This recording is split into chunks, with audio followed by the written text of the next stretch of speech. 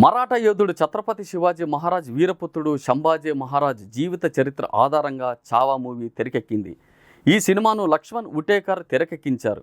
ఈ మూవీలో సంభాజీ మహారాజ్, ఆయన సతీమణి యేసుబాయి పాత్రలను విక్కీ కౌశల్ మరియు రష్మిక మందన నటించారు. హిందూ స్వరాజ్ కోసం ఛత్రపతి శివాజీ ఆశయాలను ముందుకు తీసుకెళ్లేందుకు సంభాజీ మహారాజ్ చేసిన త్యాగాలు, గొప్ప యుద్ధాలు, దేశం కోసం చివరకు ఆత్మబలిదానం వంటివి ప్రతిదీ ఈ మూవీలో చూపించారు. ఇక ఇటీవల చావాను అభిమానుల కోరిక మేరకు తెలుగులో కూడా విడుదల చేశారు. అయితే చావా మూవీలో సంభాజీ పాత్రలో విక్కీ కౌశల్ ఎంతగా అదరగొట్టాడో, విలన్గా ఔరంగజేబు పాత్రలో అక్షయ్ ఖన్నా కూడా అదే రేంజ్లో అదరగొట్టాడు.